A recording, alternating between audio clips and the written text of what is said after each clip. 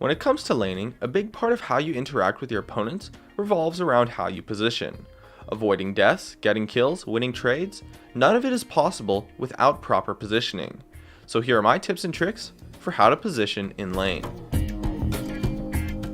Now, in lane, each champion, as well as the minions, have an influence on overall positioning and pressure.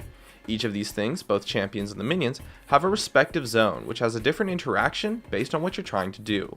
And during the laning phase, there are three main things you will try to do: farm, fight, and avoid fights. Throughout the laning phase, you always want to be thinking about what you're trying to accomplish. It's like when you watch the pros on stream, they're always saying, oh, I'm going to do this, or oh, we just need to farm now. It's important to be aware of what you want to do in the first place so that you can plan and set up and position to do it. So for when you want to just farm, that means you're going to want to position passively. Passive positioning does not protect you from fights, but it makes fighting for your opponents difficult, since you have space to kite and space to fight back if they go in on you. To position passively, what you want to do is keep your positioning in a way that the creeps are between you and your opponent. Trading and harassing will still probably happen, but only to a small extent. In addition, this type of positioning will block skill shots from your opponent. So if they have pressure on you with a skill shot and head to the side, you can mirror their rotation around the creeps to a certain extent, as long as you don't pin yourself down, by keeping the creep wave in between the two of you. For when you want to fight, you're going to want to position aggressively. Positioning aggressively gets you close enough to be able to initiate on your opponents, causing them to be forced to fight you or to have to back off. And the way you want to do this is by going forward, usually on the side of the creep wave. This gives you a potential angle for skill shots, as well as pushing up enough to be able to zone out your opponents.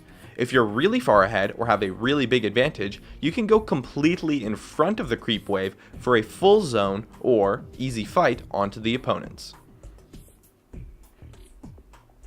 And for when you're trying to avoid fights, you're going to want to position defensively. Now, positioning defensively is really similar to positioning passively, but the difference is that when you position passively, your opponents still have a chance to fight you by positioning aggressively. And the way you avoid that entirely is to just keep your distance from your opponents. Think back to the creep wave positioning of positioning passively. You want to do the same here, but instead of keeping the creep wave between the two of you, you want to keep that much distance away from the opponents. So for every inch they move up, you move an inch back. Yes, you're probably going to have to give up some CS, but if you're wanting to position defensively, you're already under pressure from something anyways. And in this way, it's going to force your opponents to go aggressive onto you, leaving them open to counter ganks, or otherwise you can just get the CS anyways. But if you're really far behind, you're likely going to have to just hug the tower and then still give up the CS under the tower. Being really far behind, but still going for the CS under the tower, is a one-way ticket to being tower dove. And there are also a couple more specific tips that are worth noting. First, we have positioning for ganks. It's important to understand that when you pass the midline of a lane, you are vulnerable to ganks, and so you have to be really careful.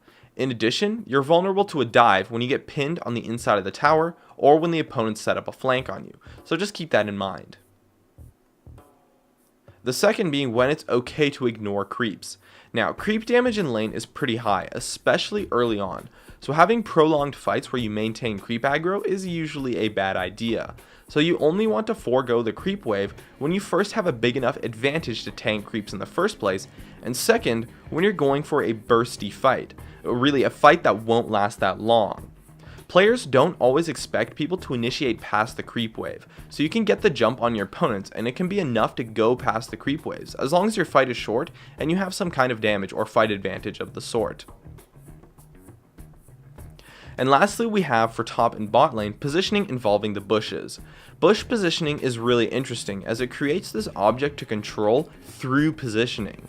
You control the bush through zoning your opponents out of it, and can use it to further zone, start fights, or even as a way to force your opponents into poor positioning. When you hug the bush, in order for your opponents to dodge skill shots and initiations, it forces them to hug the side of the river. This puts them closer to the area they would be ganked, and can potentially really help ganks, especially if the opponents are positioning passively. And those are just about all the tips I could come up with.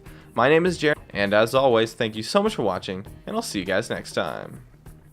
have this on the screen right now, or stay connected at facebook.com/gamingcurios. Drop a like, share this video, and make sure to subscribe for some more awesome content in the future.